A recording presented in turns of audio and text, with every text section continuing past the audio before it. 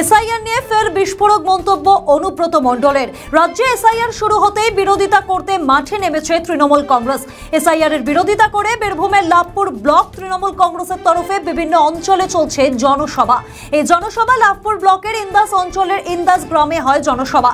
উপস্থিত ছিলেন core committee convener Anubrata Mondal. সেখানে বক্তব্য রাখতে গিয়ে বলেন, এসআইআর করে এনআরসি করে ভোটারদের বাদ দেবে, ভোটারদের বাদ দিয়ে জেলে নিয়ে যাবে তো সেগুড়ে বালি পারবে না, এটা পশ্চিমবঙ্গ। এমনটাই মন্তব্য করলেন বীরভূম জেলার কোর কমিটির কনভেনার অনুব্রত মণ্ডল। আসামে 14 লক্ষ হিন্দু তো জেলে আছে, 4 লক্ষ মুসলিম তো আছে। ওরা তো ভাবছে যে পশ্চিমবাংলায় আমরা 1 কোটি মানুষকে জেলে রাখবো, পারবে না তো। এখানে তো 100% কাজ হচ্ছে, রাখবো বলে তো রাখা যায় না।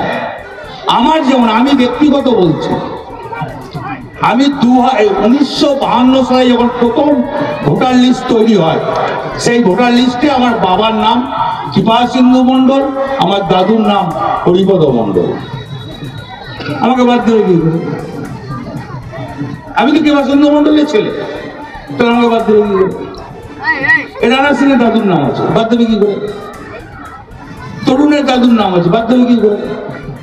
বাদ দেবো বলে তো দায় যায় না, একটা অঙ্ক চাই। আমরা তো অঙ্কই ভুল করবো না, না? যারা ভুল করেছে তারা কষ্ট পাচ্ছে। আমাদের তো মমতা ব্যানার্জি আছে, অভিষেক ব্যানার্জি আছে, ভুল করার কোনো রাস্তা নেই।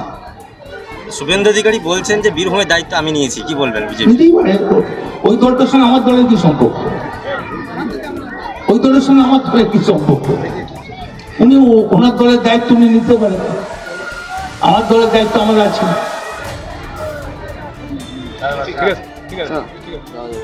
আমাদের ভিডিও ভালো লাগলে লাইক ও শেয়ার করুন, কমেন্ট সেকশনে আপনাদের মতামত জানান। আরও ভিডিও পেতে আমাদের চ্যানেলটিকে সাবস্ক্রাইব করুন এবং প্রতি মুহূর্তে খবরের আপডেট পেতে প্রেস করুন বেল আইকন।